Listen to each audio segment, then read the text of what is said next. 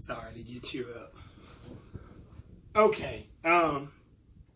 Family, listen. We all know for the last couple of days, I've did the talking.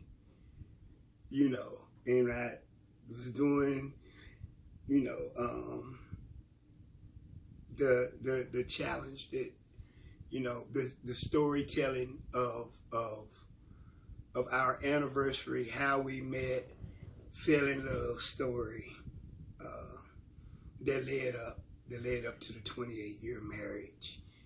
And I guess, you know, the last, you know, the stories had to be confirmed, or, you know, two sides to every story, and everyone wanted to hear from Shazaaas. So without further ado, here's everyone's hero. Here she is. Here's Shazaaas to tell her side of the story of how she got lucky enough to hook me. Okay, go ahead, man. Robin and Emily. Melissa. Mm-hmm. And Emma. And Emma. Emma started. Emma, all you all, when I am fully woke and with a clear head, I'm going to sit down and tell you all the real story on how we met. His version is somewhat true, but he left a lot of it out. Yeah. But I will fill you in. I didn't expect him to come home and wake me up with this, but I promise you, I'm going to film it myself and send it to my daughter to post. I mean, it's good. It all worked out 28 years, but he left out a lot. He left out the stalking, him coming to my house unannounced. Coming to your house unannounced is not stalking. Well, you telling me not to come to your house and I'm riding by without you knowing that I'm riding by looking to see, that's stalking. Don't say I was stalking. You can say I just popped up unannounced, but don't say I was stalking. But anyway. Don't say I was,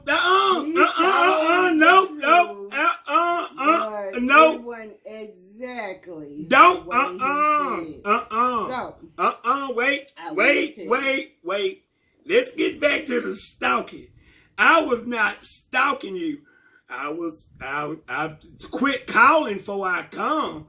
I just came. You said I was your boyfriend, so I can pop up over there. I didn't know what that. I didn't ever tell you not to come out here. You could come out here when you got ready. How come I couldn't come to your house when I got ready?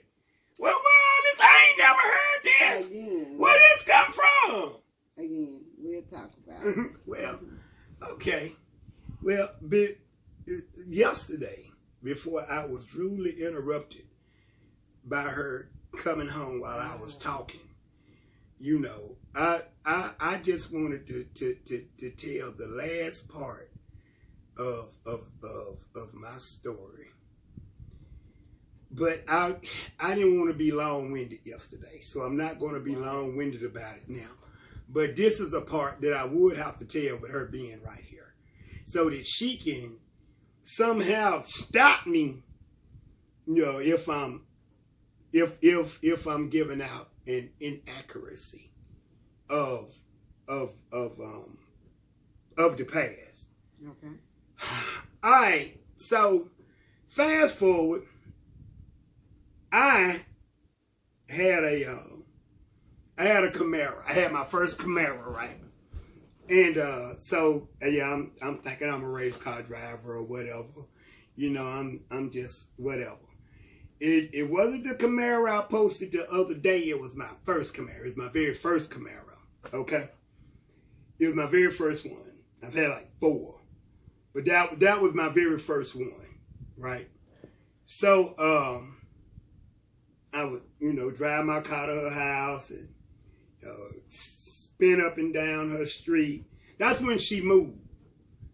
She didn't live where she lived when I met her. She had moved. She had moved like to the next block, or however you want to say it. I don't know how you say it. The 10 streets down the whatever. Different neighborhood. Whatever. She had moved to a different neighborhood or whatever. So anyway, it was like a very like nicer looking place to me, you know, and I really liked it over there because I had a best friend of mine, and she was a real estate agent, and she had a boyfriend who was a lawyer, and he owned a liquor store down the street from where she lived, and I could go down there and get like, you know, like if I bought like 2 big bottles, like he would give me a bottle. So like every day, you know, like I would go down there, and he would only come in like late. So I would try to go in, you know, like when he and I guess he was collecting money or whatever, however he was doing, you know, like I would catch him in there or whatever, and like buy a bottle, get a bottle, you know. So I really liked where she lived. So anyway, to make a long story short, I'm still on this marriage thing, moving together. No, I was mentioning the marriage thing, but I was really wanting her to just move down here, to come on and just move down here. But she didn't like it out here. It was too slow for her. You know, it was just too country. She just lived too fast. So, just stop me when I lie. So I had just bought another car. So I don't know if I thought I weighed 150 pounds or what. I don't know what, but I bought this. I don't know if y'all are familiar with it or whatever. But I bought a Fiero. I bought a little white Fiero with some rims on it. And boy, I thought I was riding in a Maserati. I mean, I thought I was in a Porsche. Had my son take my sunroof out or pop. I mean, oh my God. So anyway, she used to, by the time I would make it over there, she would already be home. So she had a Grand Am, and she had a garage. So it's like my car was always parked, you know, like in the driveway, because she was always in the garage. Well, I didn't work late that day or whatever, or I just jumped up and I just went straight over there. I just went straight over there for some reason. And I made it over there like probably 15 minutes before she did. 15, 20 minutes before she did. And so I done bagged my Fiero in. I done bagged my Fiero in the garage. I done got out, went in the house while she talking about somebody stalking her. All this stuff here, but I got keys to the house. But I'm stalking you. But I got keys to the house. Okay then, blah blah. So anyway. So I don't know if I can't tell this part because I don't remember correctly. But I know we would never go 2 days without me saying, you need to just go and move on out to the house. You know, you just, need to get away from, you paying for this over here. You need to just move on out to the house, and it was always, never could convince them, okay? So we go to bed, and we get up the next morning, and so she got I have to go to work, right? So, I got to get her keys, move her car, so I can pull my car out and pull back in the garage. Pull her car in the garage. So, this was the first time this happened. Because she always made it home before I did.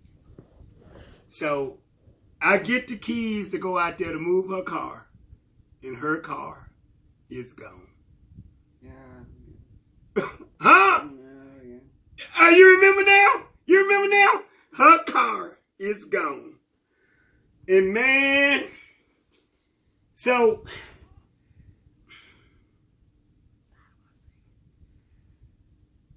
I would always talk about, how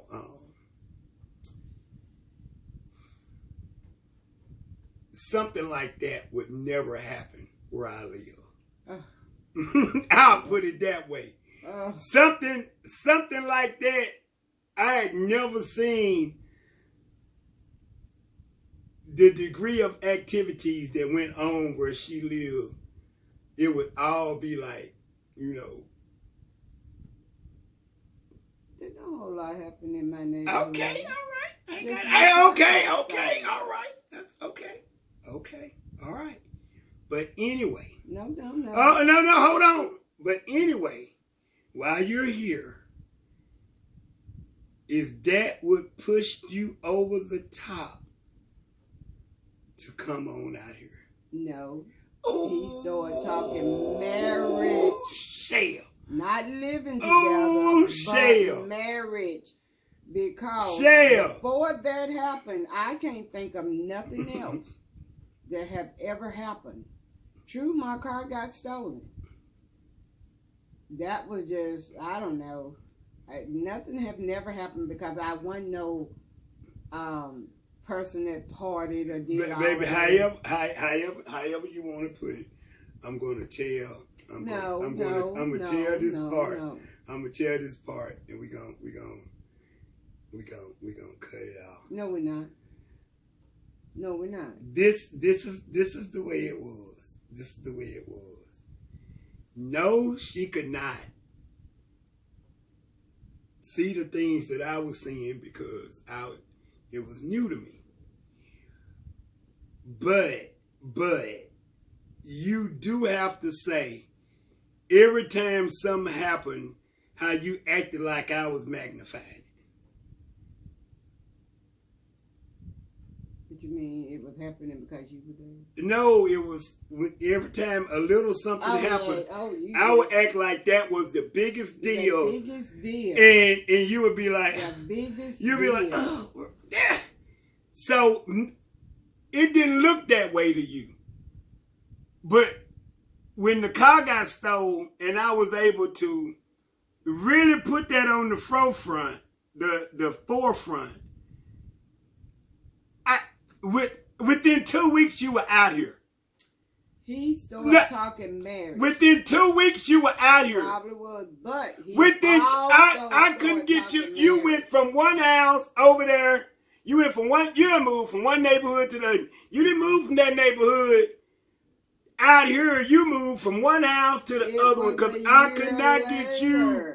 I could not get you to just move on out here with me. It was a year later. Now you can say what you want to say, but it was that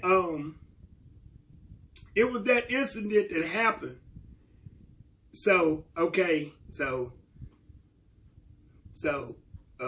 yesterday when I told the true story of what pushed you over the top, the long work hours and the dedication to a job.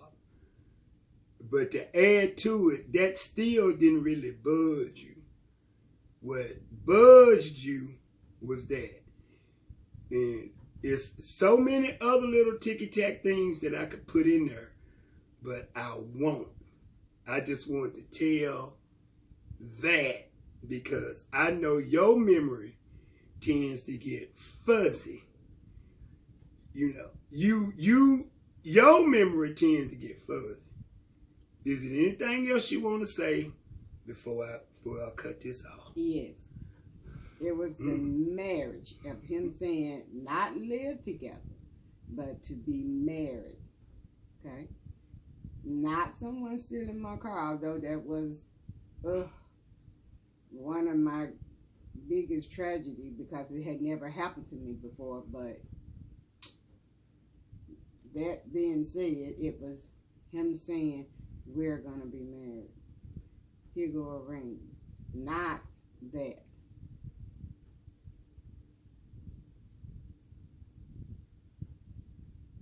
You don't agree? Hey, I'm just gonna let you have the last word, because if I say something else, you're gonna continue to talk, and I'm not gonna be able to go in here and take a shower and go to bed. So I just want you to finish up saying what you were saying. When do Chip ever get tired of talking? When Chip have to get up in 3 hours and go to work.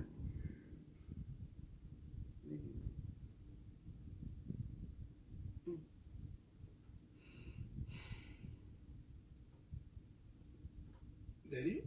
You done? Mm-hmm. He woke me up. Okay. Thanks, fam.